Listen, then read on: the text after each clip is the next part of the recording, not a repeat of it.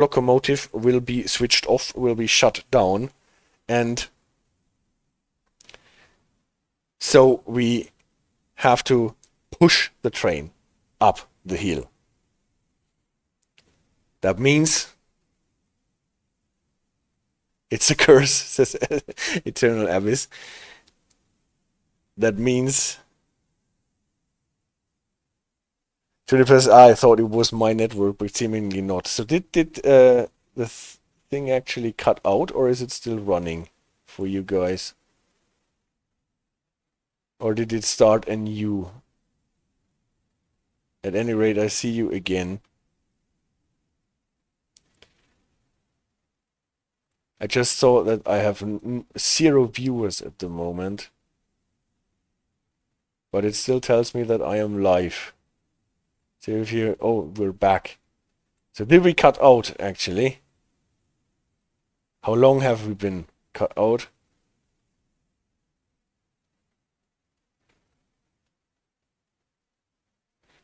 Counter started again from 0. Oh, that is not good. Less than 2 minutes. Okay. Well, what was the last that I actually talked about? So that I at least can go back to pick up my presentation where we were. Maybe I have to check this in my video thingies.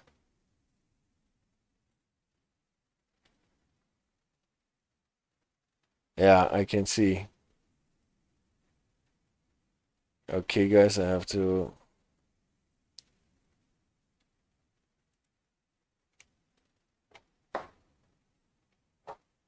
Nebenfahrt. Okay, I was talking about Nebenfahrt. Back again, the Spectre. So, this is what where we cut out, probably. So, we were talking about what is a Nebenfahrt. It's a Nebenfahrt, not a train service and not a shunting service, but a special kind of service in Austrian system, a Nebenfahrt. Unlike the German system, where this kind of operation would be a Sperrfahrt, would be a Zugfahrt auf besonderen Auftrag, would be a Zugfahrt, so a train service. But in Austria is a third category. I think that is what I talked about. And the difference between an NM-Fahrt and NO-Fahrt, did we have that? I don't know. NM means only 1 block or 2 blocks maybe, but not the whole distance between 2 stations. That will be an NO Fahrt. For us it is enough to cover this block here. This is where you can find the rules, and we are still limited to go on site maximum 30 as soon as we are in this track, because that makes sense, because we have to find the broken down train and not run into its end. This is why we are limited to go on site. After we found the train and can actually couple to its end, we will still be a Nebenfahrt, because we cannot be a shunting service beyond this point. On open track, we cannot be a shunting service, no Verschubfahrt. And we cannot start being a train, because trains cannot start on open track. They always start and end at stations. So we have to still be a Nebenfahrt until we get this train to a point where we can run the loco around and start again as a train.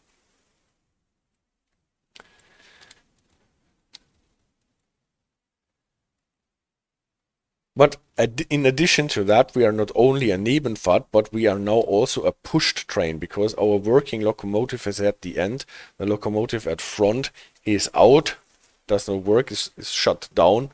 So we also have to adhere to the rules of being a pushed train. We are not a train. This is why I put this in parentheses. We are actually eine geschobene Nebenfahrt at this point. But for geschobene Nebenfahrten, we have to apply the same rules, more or less, that are there for pushed trains. You can find the regulations here. So, for our Nebenfahrt, we still have our orders that we cannot go faster than on site, and they are probably still valid after we couple to the train. But this depends on what exact order the dispatcher gave us in our document, in our Fahranweisung for the Nebenfahrt. Maybe he told us on site until we couple to the train, afterwards adhere to the rules for pushed trains. Inspector, how do you drive on site when you are sitting in the rear loco? We will talk about this in a second. Actually, you cannot drive on site if you're sitting in the back loco unless you have eyes and ears on the front loco, right? So you typically cannot do this. You cannot run a push train and a geschobene Nebenfahrt if you do not have a second person on the leading vehicle. You need to have something in the leading vehicle. The rules even say if you have a vehicle where nobody can be in, then you can only operate this if the second person is walking ahead of the train. So you need someone with a radio at the front of the train, and this person can give you indications about how fast you can go to be on site, what the signals are telling you, if the level crossings are secure. And if you have a brakeman, a tip, and I call it a brakeman because this person must be able to at least activate an emergency brake. So in case that this person up front sees something that requires you to stop the train, this person must be able to pull the Ackermann-Hahn to activate the emergency brake from the tip of the train. And then you can go with 40 even. You don't even need to go on site, but then you can go 40, but not faster. We actually talked about this when we were talking about legal limits. Push trains, push Nebenfahrten, limited to 40 if you have a person at the tip of the train that can activate at least the emergency brake application. And this is typically a thing that can be done because this locomotive might be shut down, but you have still the application to activate the emergency brake. And CD radar CSTG, that doesn't look right, call British Transport. Yeah, if you see something that doesn't look right, call British Transport Police on 61016, and the British Transport Police then clears away everything that is in the way. No, don't call the British Transport Police, just activate the emergency brake in this situation. If you don't have a person here that can activate the brake, well, that means if you have at least a person there, but this person cannot activate the air brakes, then you are limited to 25. This we have already seen from the limits that are in the Eisenbahnbau- und Betriebsverordnung. At this point here, 113 section 5. And in addition to this, if there are unsecured level crossings, what happens then? What does our person at the tip of the train needs to be able to do? Say it, shunt it. No, we cannot shunt it. It is on the open track. We have to Nebenfahrt it. If we have unsecured level crossings, what do we typically do when we are approaching unsecured level crossings? We blow our horn. That means our person at the front does not only be able to pull the emergency brake, but he must be able to blow the horn, to honk from the front, because obviously it does not make a lot of sense to honk from the back of the train, because that is even further away. So the person at the front must be able to honk at people blocking the level crossing or getting dangerously close to it. The brakemen have to have a French horn. No, he must be able to push the typhoon and then the locomotive honks. And then it depends. It's actually a quite complicated rule, but the quintessence is quite easy. If the person at front can honk and brake, then we can go 40 even if there are unsecured level crossings. If the person at the front can at least either honk or brake, so it can at least do one of it, either brake or honk, then we can go 25. This is this speed here. And if he can't anything of it, then we have to slow down to 20. Well, now we are getting to programming if else and X or N or yes. And neither here would be nor, right? X nor. So if neither is possible, then we have to go 20 with our unsecured level crossings. If this is actually enhancing the safety very much, if we have to slow down from 25 to 20, I don't know, but this is what the rules say. So we have to check what kind of a person we have in our front locomotive.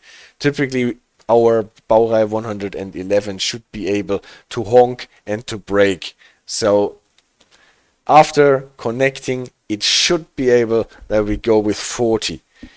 No longer on site unless our dispatcher told us so, but since we are a pushed Nebenfahrt, we cannot go faster than 40 after connecting, even if we did not get any more restricting orders from the dispatcher.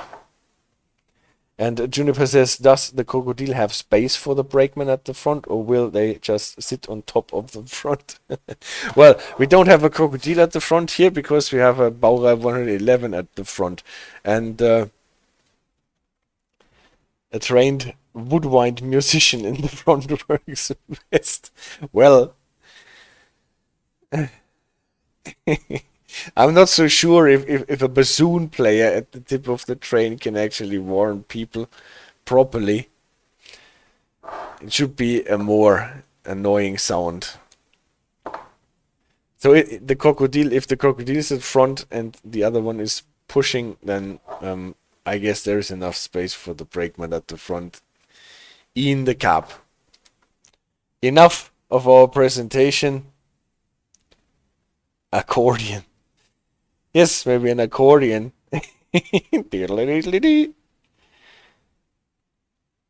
Says Eternal Abyss. Now we had all the stuff in theory.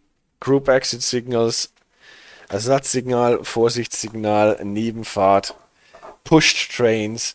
Spectre, the meme with a little girl and a tuba comes to mind. Juniper, oh, brakeman in that sense. When pushing, I thought you meant the Krokodil needed a brakeman. No, it is a brakeman in the front vehicle, at the tip of the train, because this person needs to be ears and eyes for us sitting at the end of the train, because we cannot see what is in front of the train. So we need to be in contact with this guy on the radio. CD Radio says, all you have to do is bang something metal on the loco very hard. Yeah, maybe this is enough. Let's see what we can do. Our dispatcher switched on the Ersatzsignal. I already told you that for it to make sense, he must have radioed us here. And look, CD Radar, what we have here, A, B, C. From what I have been able to find out, A, B, C are different different modes of operation of those Zugfunk Geräte. So maybe the ABC in the Baureihe 111 is also connected with how the train radio works. Have to dig a bit deeper here. Mode C will be to communicate with the guy at front, but at the moment we cannot do this because we don't have any guy at front. We have a flashing Ersatzsignal. Our dispatcher must allow us to go because it is a group signal. And this is what he tells us. Proceed as signals indicate. He should give us our train number so that it is clear that it's us and not the other guy. But okay, we can simulate this. And he has to give us our Fahrtanweisung for being a Nebenfahrt. And well, then let's do it.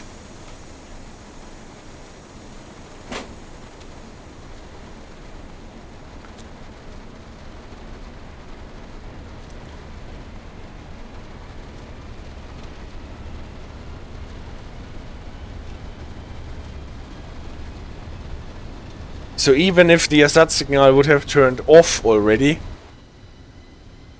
what it hasn't, it is still flashing. We can pass the red signal now. Every time we're passing a red signal, hold down the override key.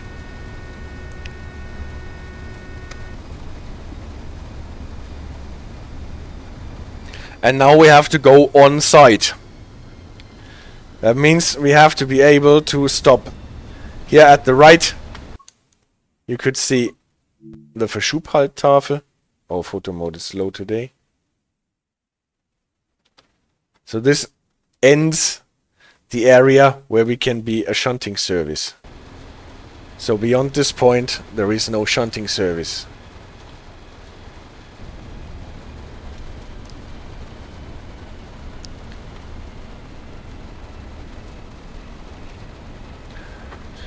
And now how fast can we go to be still on site? Depends on the weather and on the time of day and how much light we have. And obviously how many bends there are in the track. If there are tunnels, if there are corners, if there are obstacles of any kind. And we have to be aware that this train can be anywhere around the next corner.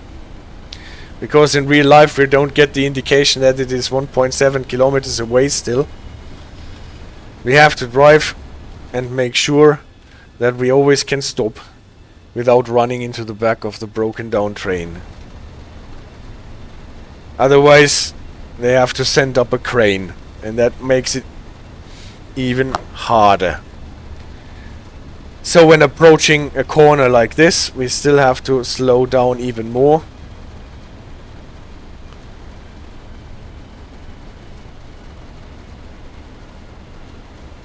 Maybe we turn this off to make it more interesting, so that we don't know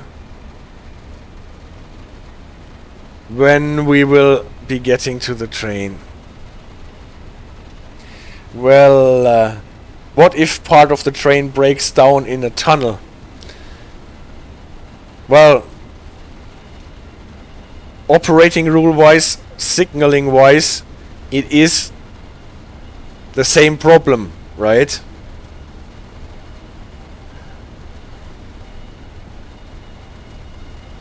It is just more annoying for the people who have to wait there. And see the radar, well, the most important condition for driving on site is to be able to stop in front of any obstacle. Totally. Totally, of course.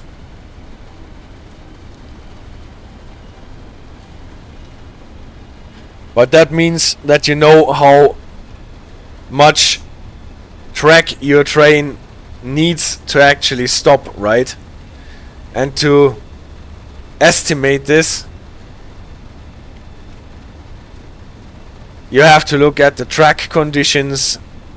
Is there ice? Is the rail wet? How much can you see?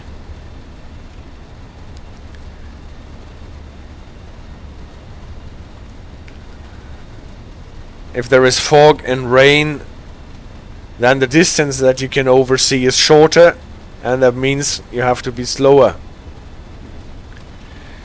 So they say in German rules, for example, on site is never more than 40 kilometers per hour. But as a rule, if you have poor visibility, then you should not go faster than 15 kilometers per hour. If it is dark, then you should not go faster than walking speed. Or if the visibility is really bad, then you should not go at all. Spectre says, ICE in a tunnel at night and the brakeman always misses the notes. Our brakeman with the bassoon.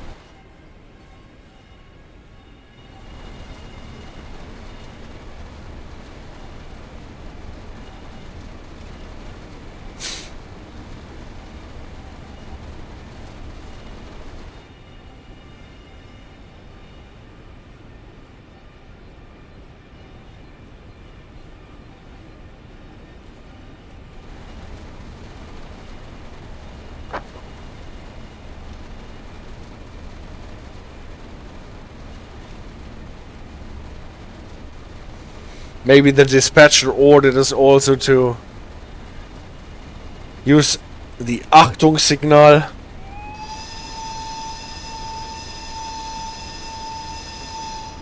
Every minute or 30 seconds.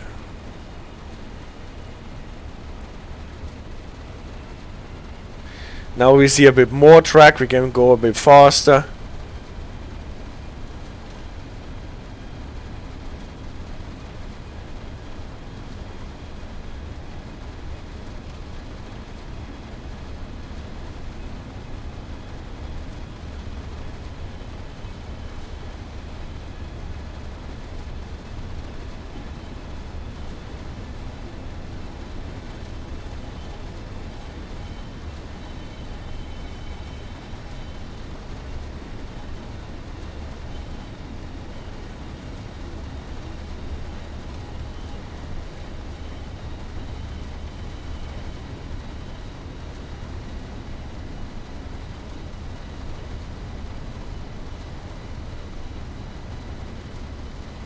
This is the whistle, by the way. And the emergency brake that our brakeman would activate is this. If the Krokodil was at the front of the train.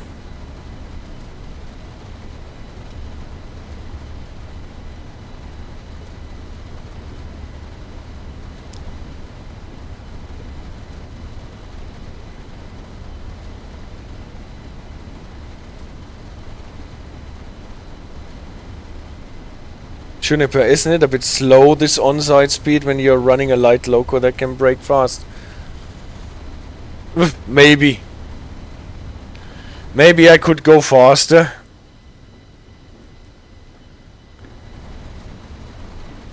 But on the other hand, you can see that in those corners, it is really, really short, the distance that we can actually look into. So even with a light loco, going much faster is probably not advised. Now we're going into a tunnel. And you can see if the train is just around this tunnel entrance,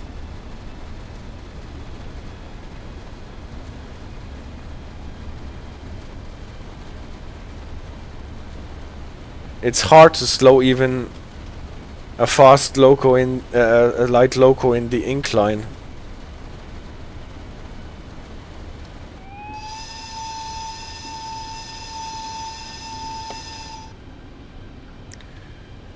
And then there are passengers in the last car, so one more reason not to bump into it. Operating rules usually require you to stop before coupling up to a train that can have passengers on board.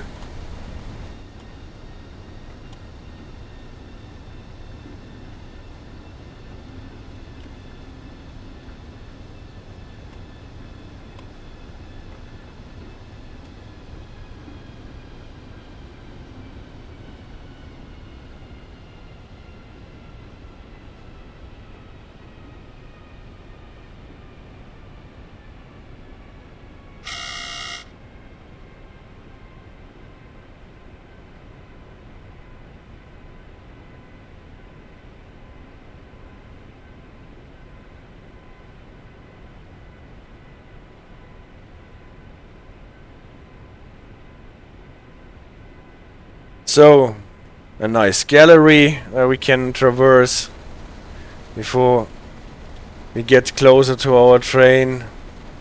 Maybe we can gonna go a bit faster. And then, whoops! All of a sudden there is our train already. But did you see how fast this train was here?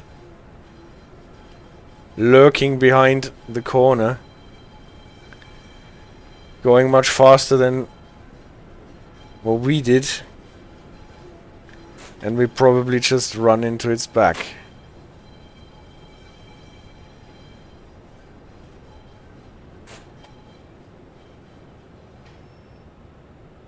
So, we stop.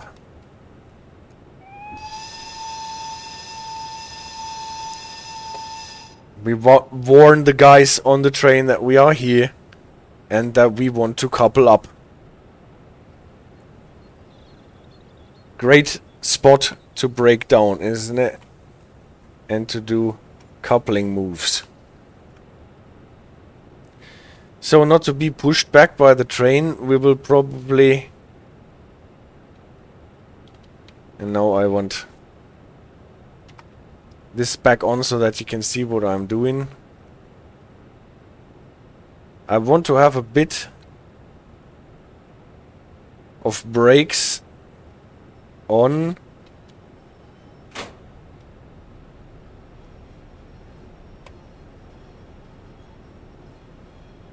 So that we don't get pushed back. So we are power braking a bit.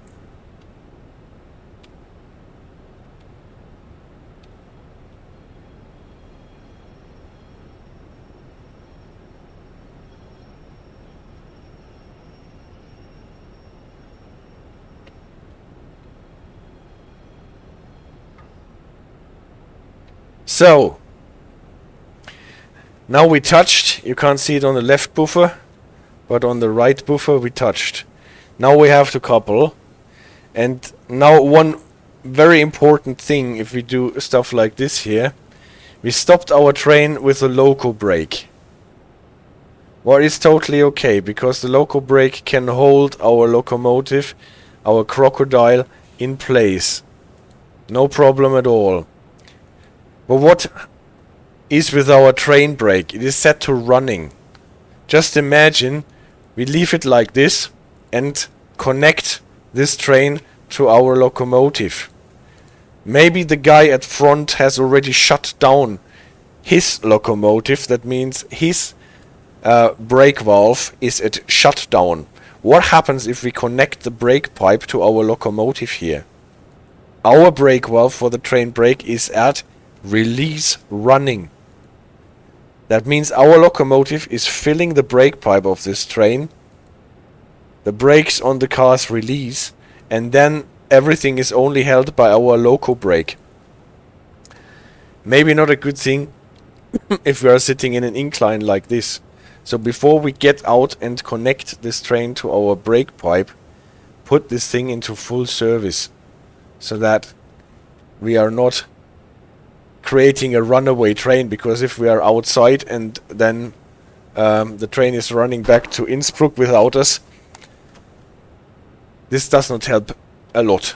And then careful when jumping out of your locomotive, because we are in this gallery here and those railings here don't have collision. You can actually fall down here. Believe me, I tried, and then you fall down and cannot get up again. It's quite a rare situation in train sim world. So be careful. You can actually fall down and not be able to get back to your train. And Tea and Biscuits with her manager, I'm afraid this is something that even Tea and Biscuits cannot fix. If the guy sent you to rescue the train and then the train is coming back without the guy that you sent for rescue. What is also quite nice, and kudos to TSG, you can climb under the buffers here for coupling up the locomotives. It is not like climbing underneath and end up on the other side, but you actually can climb under and stay in the middle. Well, he should have been more specific than... Yeah, that's the thing. And now we couple up. And you could hear the hissing sound. This is because we connected the brake pipes. Not only the... well, not on this side here, interestingly enough. But on the other one. But on one side we did at any rate. Well, one side is enough. Alright, so again, careful not to fall down.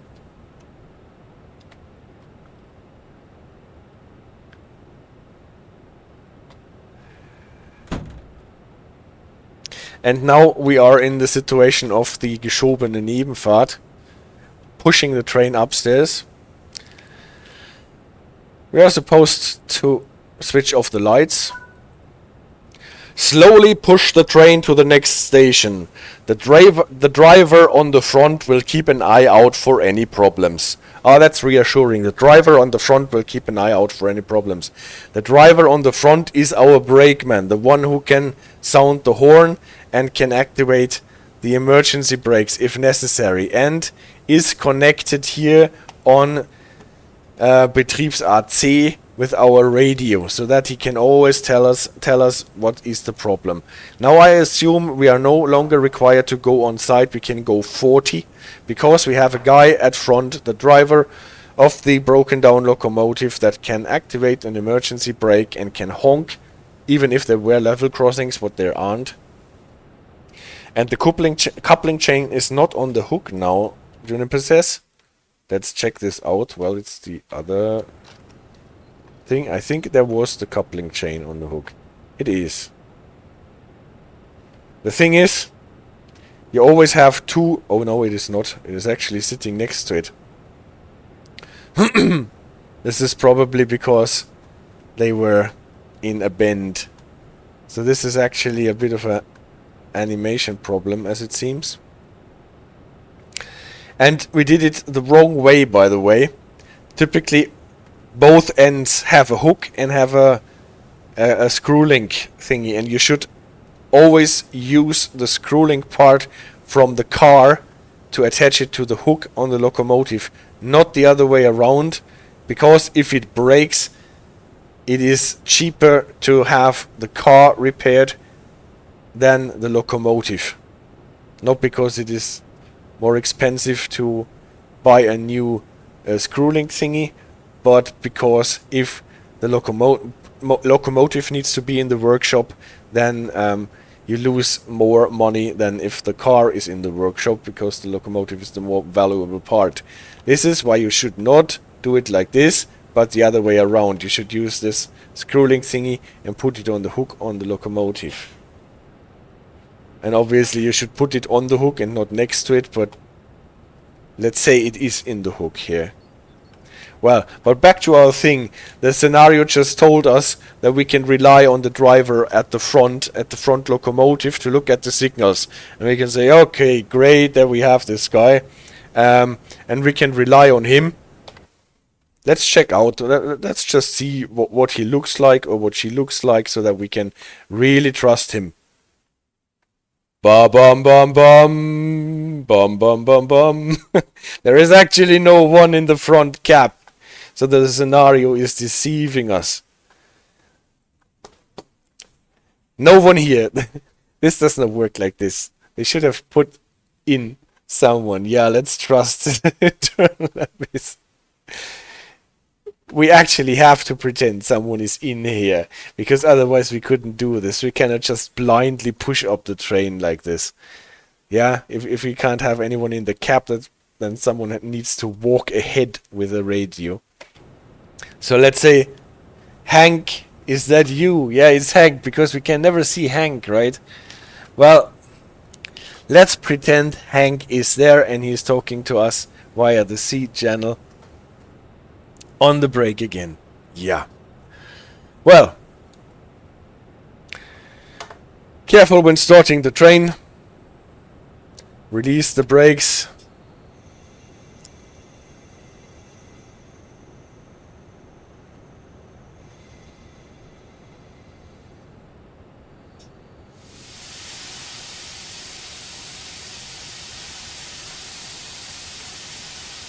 And before we do that, we should set the master switch to forward again, otherwise we will roll back home anyway, because we cannot apply power. And now we need to really work so that we don't get pushed down by the whole train. It worked. Yeah, and you can see this situation is not ideal. We're not seeing anything. Good thing that we can rely on the driver at the front.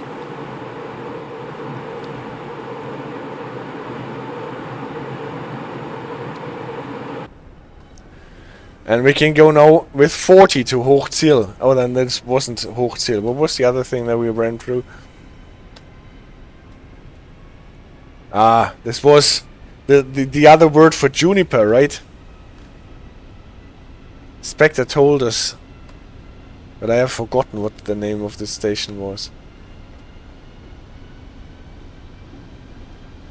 Kranebitten. Yes, Spectre, thank you so much.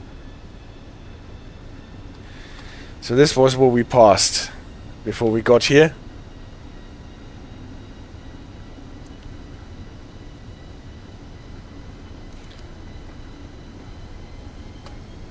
Yeah, but you can see this is quite a trust thingy here. If you cannot rely on the driver at front. This is why typically you have a protocol where the driver at front has to radio every couple of seconds that he's still there and everything is good. Because otherwise we are just running blindly here. Not only because we are in a tunnel.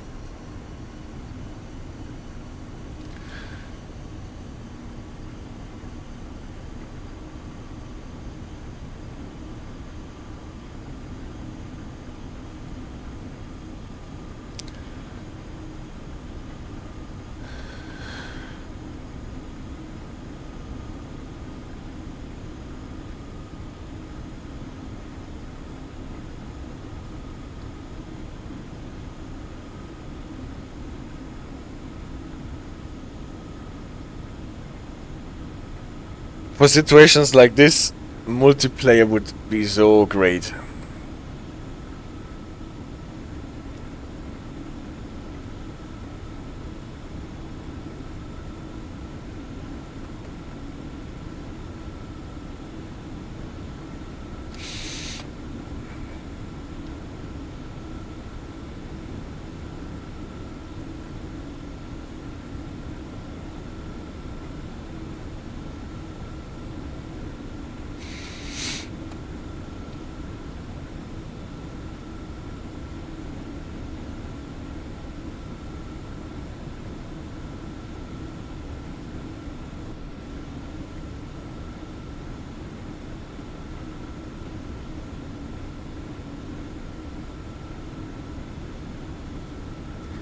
Longest tunnel on top of everything.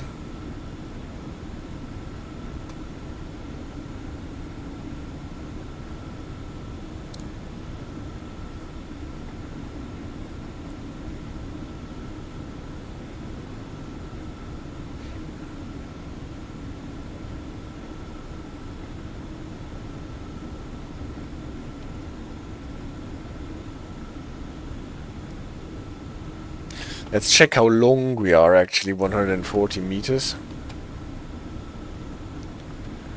So that we know when to stop.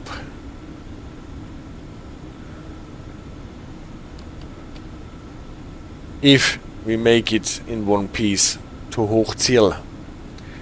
And at Hochzirl we have to run around the locomotive to the front and then pull the train to Raith or Seefeld. I'm actually not sure. I think Seefeld.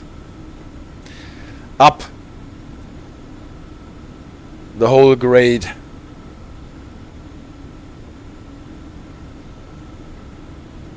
Well, good thing that we don't have to go on site. That would have taken forever.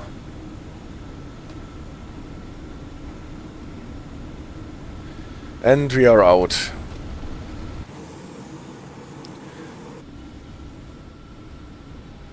So, Kroko, shove it into the next tunnel.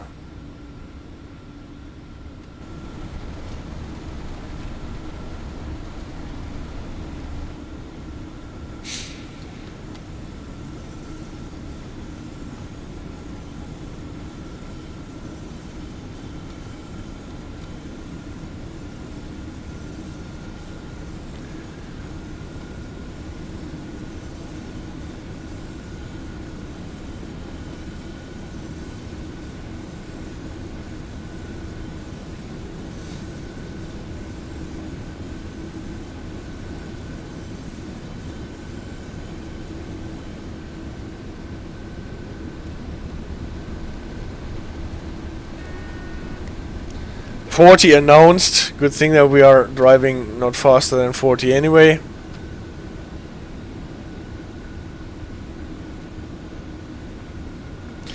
But that means that Hank is already at the station when we are still in the tunnel.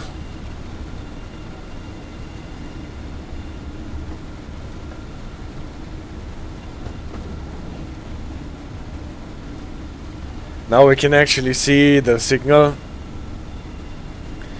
It switched to red when the tip passed. Nice.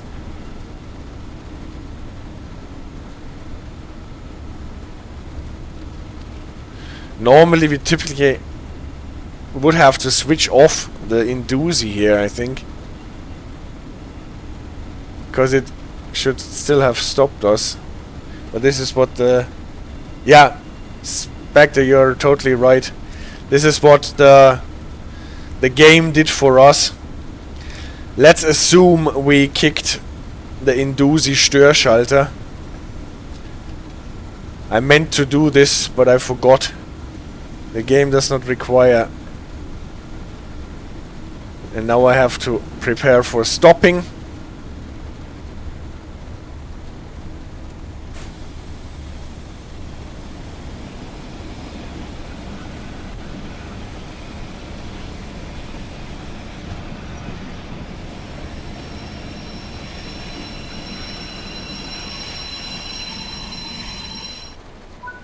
So, does this work? Or am I too far now? No, it just works like this. Just enough room to get the Croco. Or does it? Is it enough room actually to get the Croco behind the signal? Maybe not. Maybe we should actually go back a bit before we risk that.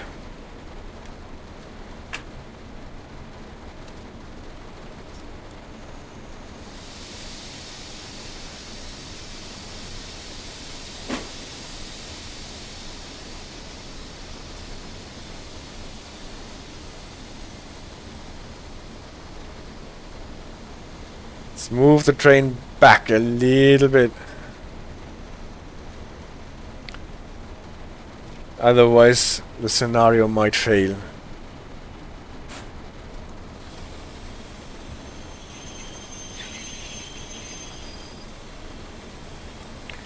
So, when uncoupling, again, full service, so that the cut of cars does not roll away. It should be enough to open the brake pipe, but it is safer. See, now it is actually in the hook.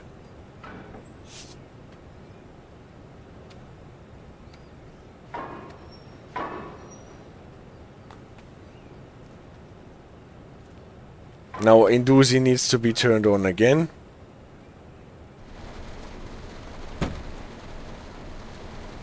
If you want to put the reverser to reverse here, you have to push this unlock thingy. We need some lights again, now that we don't have cars at front anymore.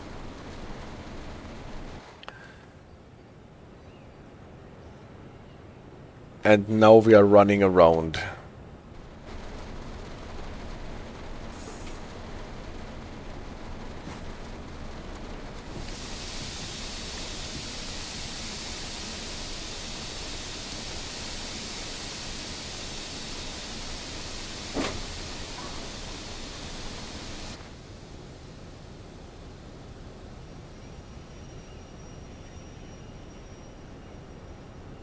Interesting enough, if we are reversing with our locomotive, we're only getting 35 points instead of 65 points.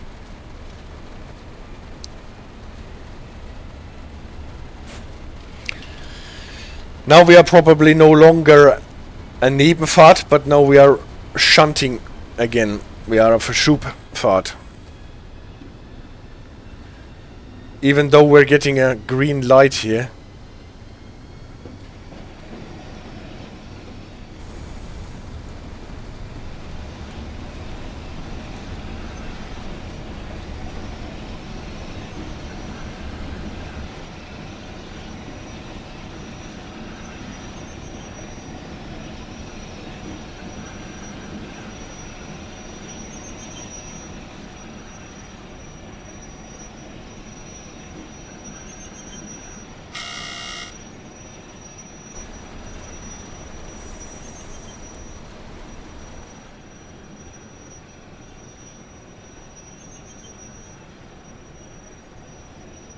And they actually want to shunt us in front of the signal.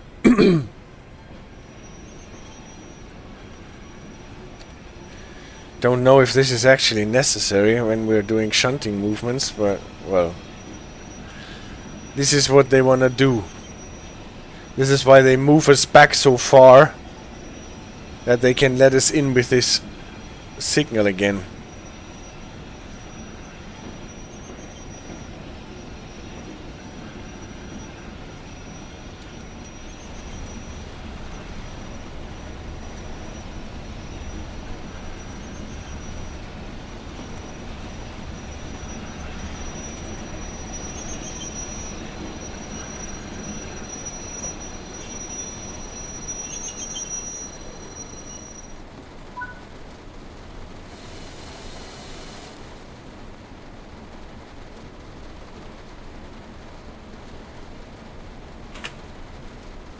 Now they are giving us a high green for the runaround.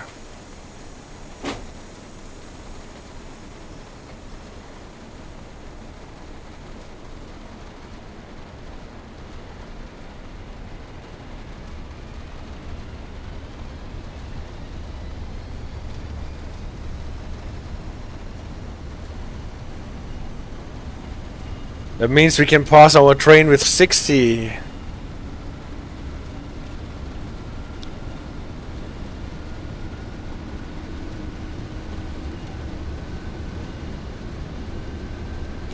If this is how it should be, I'm not entirely sure. We should still be at Verschub part at this point, and therefore limited to 25.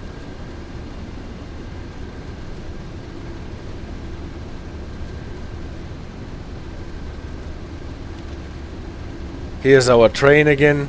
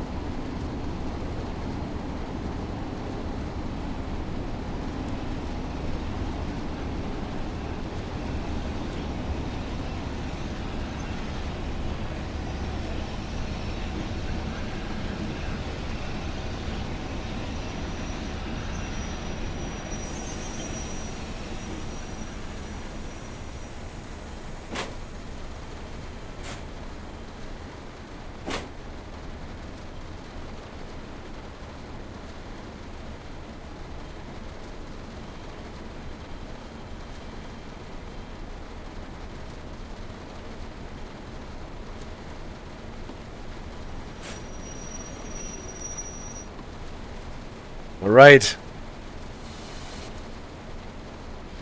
Stop as indicated. We are not here yet. Okay. They are precise today.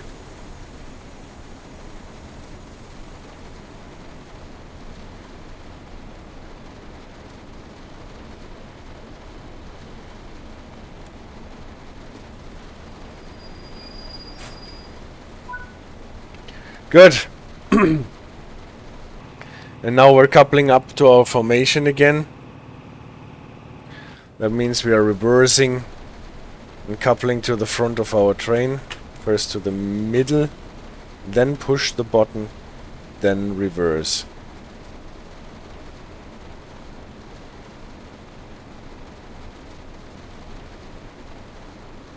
What's wrong? Why can I not reverse? Now.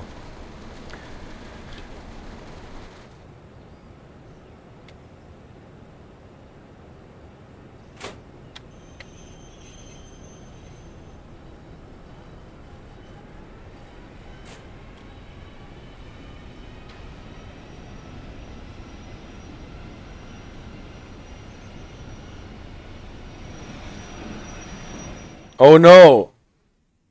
I did not ask. No, I don't need necessarily to switch cabs there, especially since we are starting into the direction where we are sitting here. I'm not exactly sure what signal now we... That must be one of those invisible signals that are in the track sometimes here.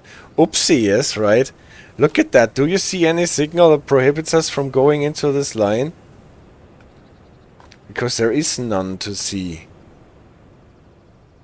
There is no exit signal, there is no shunting signal, there is nothing. But there is one in the track showing HP0, an invisible one. It is invisible like the driver, and I fell for it, see? It is showing red at the moment.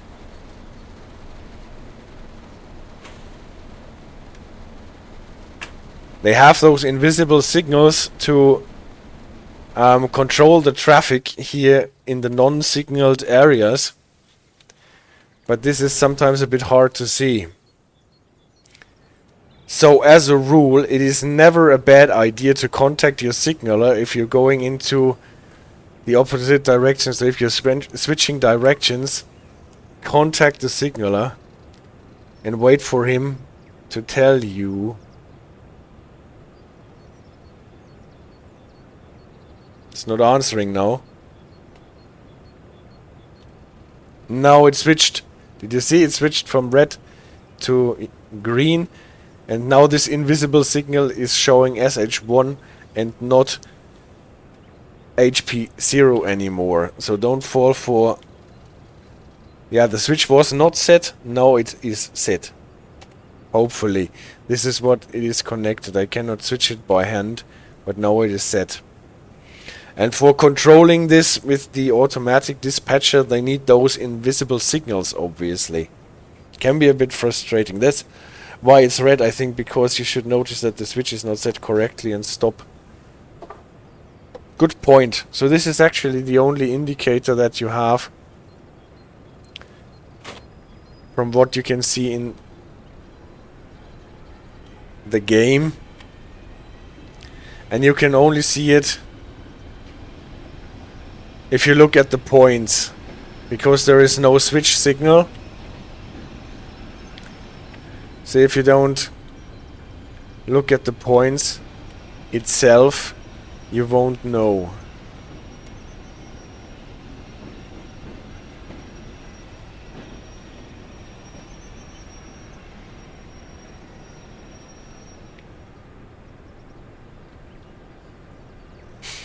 So now connecting to this locomotive with our invisible Hank in it. Again, stop before we do that. With one bar I think we can try. We always need this mixture of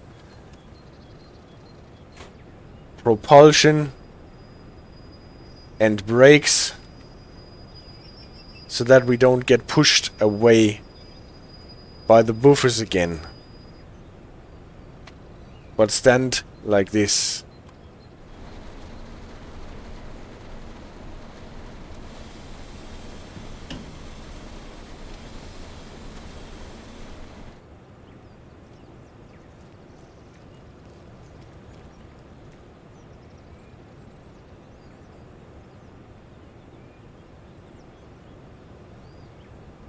Now actually the rule does not apply. Now we have two locomotives. Well, use the one from the Baureihe 111 because it is already going to the workshop.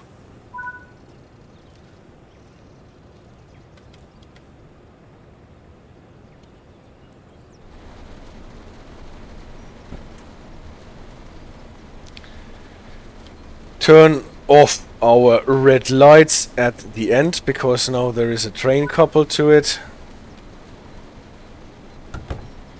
And now we are probably starting as a regular train again, with a ad hoc timetable most probably. But now we are no longer Nebenfahrt, not Zugfunk, but actually a full-blown train. Just let's make sure we have a Zugschluss. Yes, red lights at the end.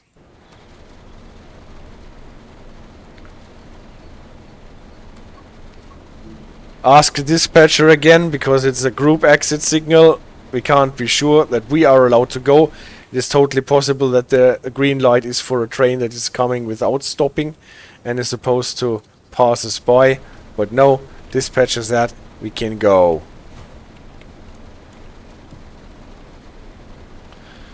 Probably need to set the reverser to go ahead.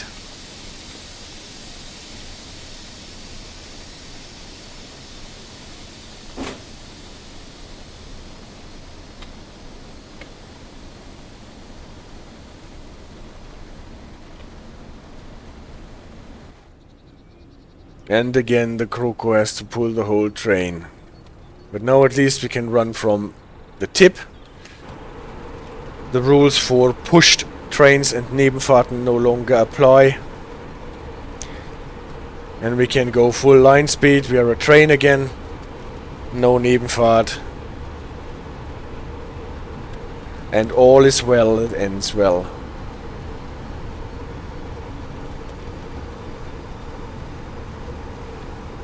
And we just have to travel 4.2 kilometers to Raith, pass there, and then go up to Seefeld.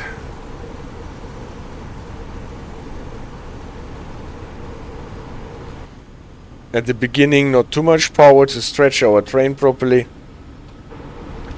and then we can crank it up.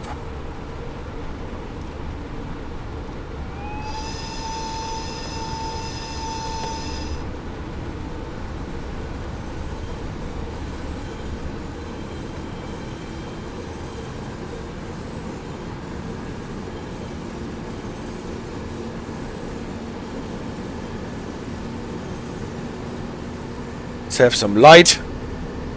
There we can read our speedometer.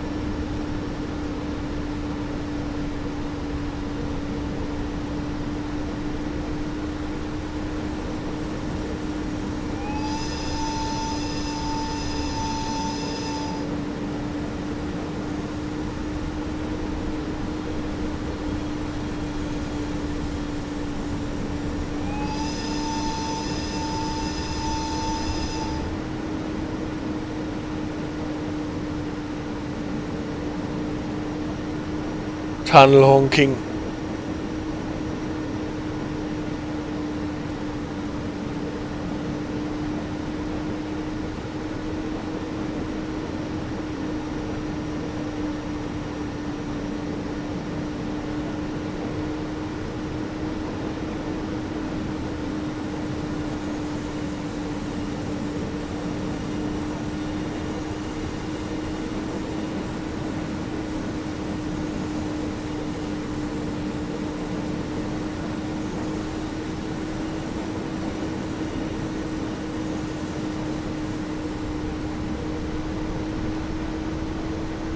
Do I have stronger lights for the tunnel? Yes, I can actually use the full beams.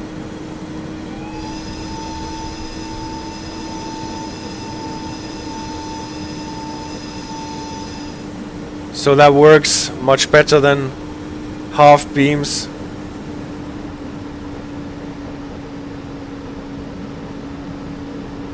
But in principle, according to the old British idea that we do not need headlights to see where we're going, we need the headlights that other people can see us. It's enough to have them on half speed, I think.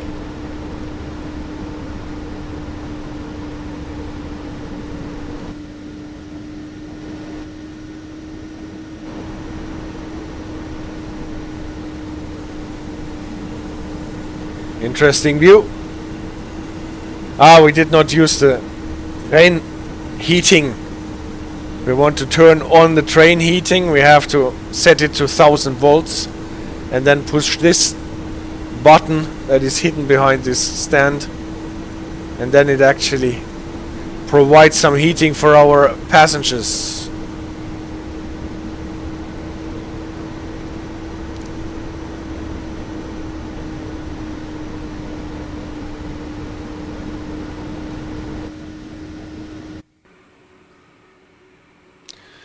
So now we are already up in this gap between the Karwendel mountain range and the Wetterstein mountains.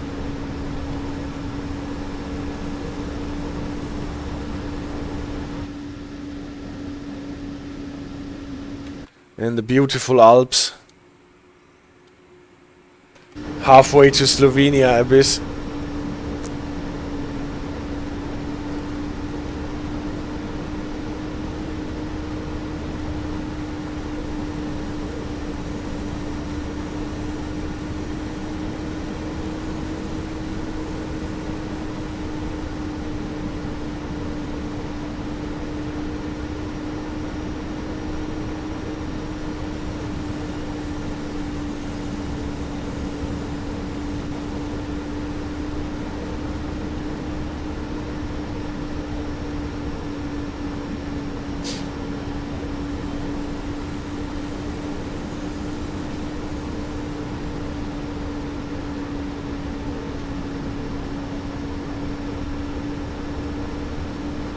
Expect 40.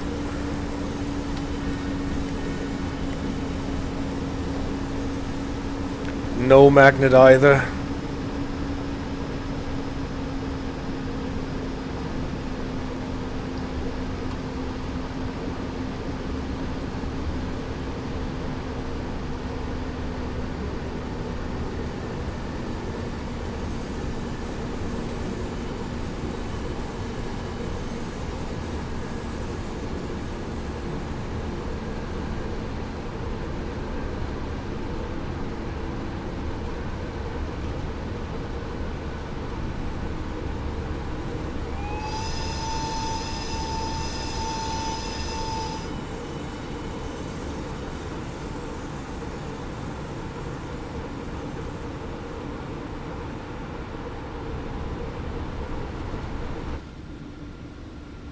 And we're getting to Raith.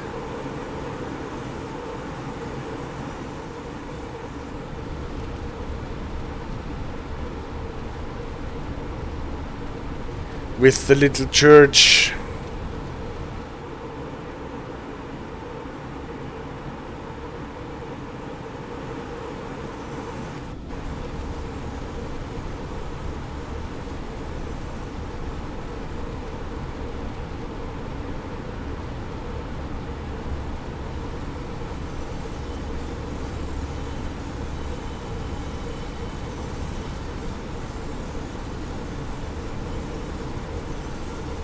And expect to stop.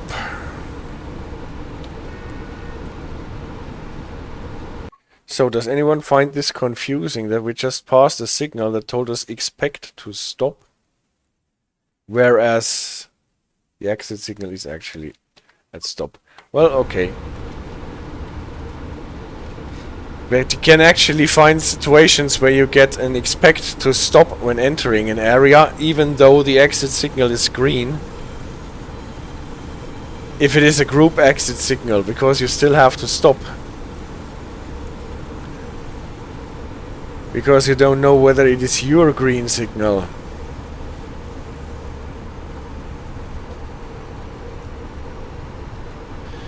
So, here's the next train waiting for us to clear the failed one out of the way. Those guys will be quite happy too that they can finally proceed.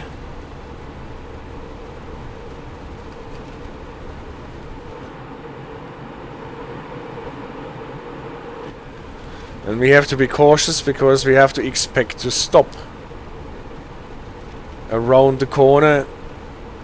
Signal is actually red. We would have to find our E signal for the Fahrwegende.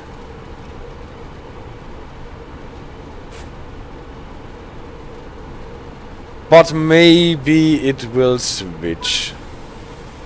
Yes. It was a signal that is switched by reaching the go via point.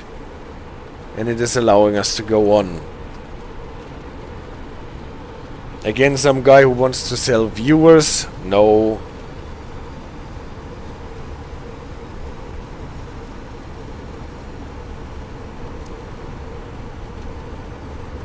What happened to my mods?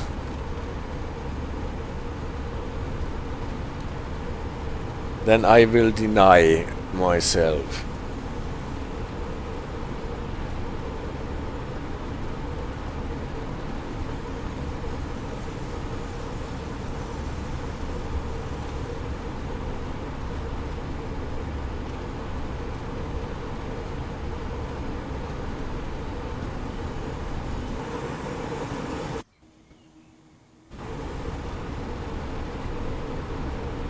We can go back to 60 line speed.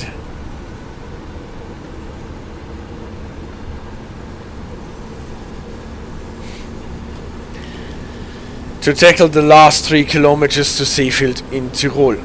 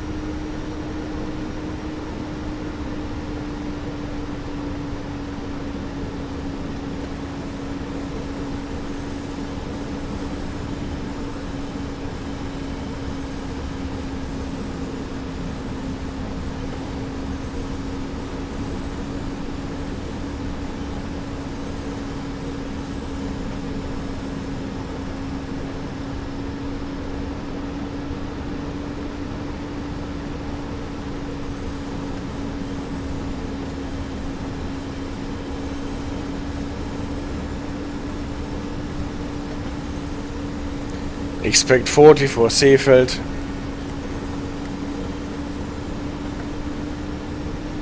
Again, no magnet. They are scarce in Austria.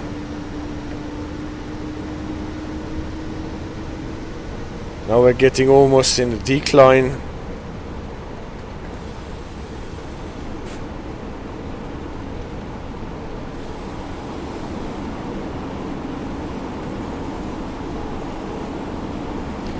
And we bumped across the 60. Mean.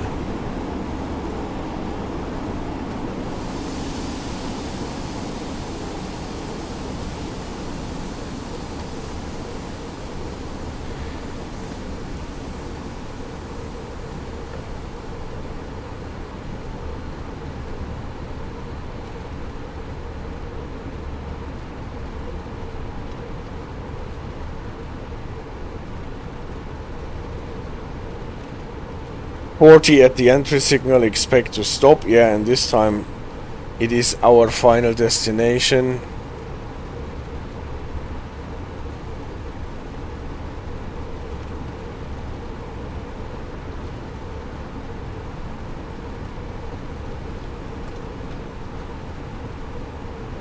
Again, our position together with what the wipers are actually wiping makes it hard to read the signals.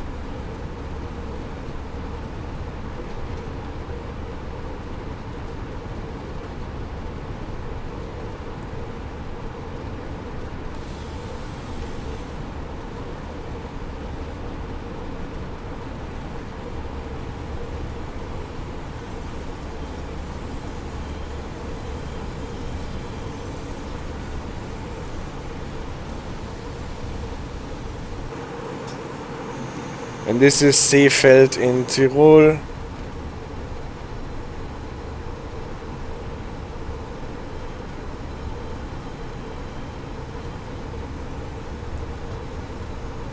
So why did you not send this lower Krokodil?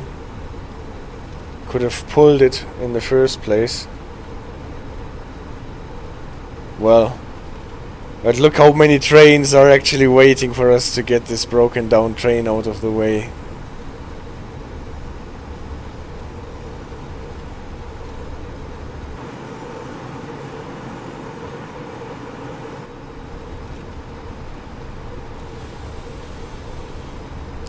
The mixed freight and the passenger trains.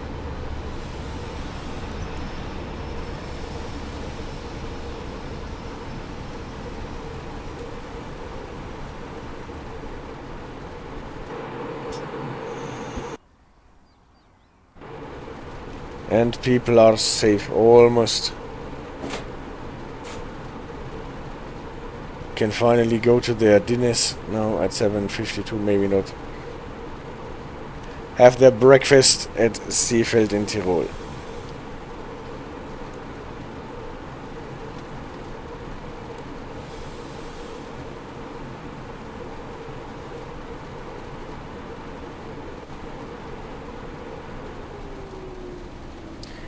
Again, it wants me to go the last meter.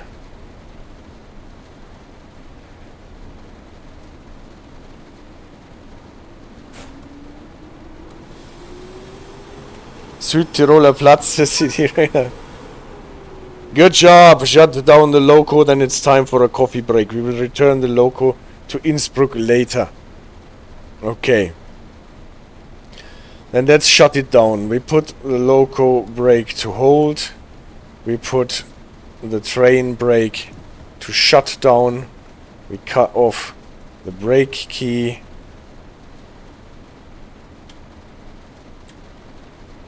We set it to tail lights here. We put this master switch to off. Loco brake to hold. That's what I already did. Did. We don't need blowers, so we are reversing the whole process, right? Set the switches to off. Switches are control supply, are compressor, are battery charger, train heating even to off. We trip the main circuit breaker, that means we are opening it. We're losing our energy, we're lowering the pantograph, we're setting the master key to locked. And that's it. Time for Kaiserschmarrn coffee, says Spectre. Yes, wow, that was a long job, says Juniper. Yeah, it can be done faster if you don't talk that much as I did, especially in the beginning. But nevertheless, I think this is a quite nice scenario. Oh, did you actually pass a red signal? Oh yeah, it dropped out. I passed an invisible red signal, a technical signal that is in the game. Now you have to figure out whether this goes on the list or not. A red signal that is only in the game but not in reality. This I passed. And I did not get punished for it. But yeah, I don't know about you. I think this is one of the best scenarios that we had recently. It is really fun. It has a... Then I don't know if I have to write it. Yeah. How can something be red and invisible at the same time, huh? That is really a very philosophical question. Can a signal be red if no one is looking at it? Probably not. Well, at any rate, as a takeaway from this, always ask the dispatcher with those quasi-shunting maneuvers. So, Schrödinger's happy null suspect. Exactly. This was a Schrödinger signal. We felt it because we ran into it. But it was not visible. So kudos to TSG. This is a good scenario. And I hope you liked my attempt to break it down to signaling rules and operation rules, and to introduce the Ersatzsignal and Vorsichtssignal in the Austrian variety.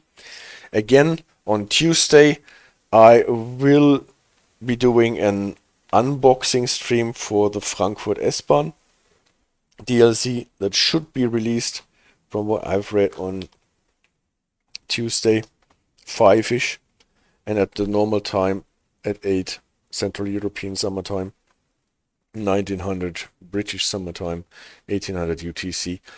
I think I will do a stream. I checked the DTG is not doing an official release stream, so I can do it without getting in anyone's way. Thank you guys for the support, for subscribing, Perny and Kamil. Also for the follow. Thank you, Juniper. Thank you, Spectres. Thank you, CD Radar. Thank you, Abyss. Thank you for the streams, Spectre. Hopefully I will join the stream on Tuesday, although I'm not really in the market for Frankfurt S-Bahn. Abyss, thanks for the stream. Was fun and informative. Have a good evening. Thank you for staying so long, Abyss. And yeah, Spectre, I won't say a word about what I think about Frankfurt S-Bahn, but you will hear a couple of words about what I think about it on Tuesday, and there will be nice words, I can tell you as much. Guys, thank you, and have a good night. Take care.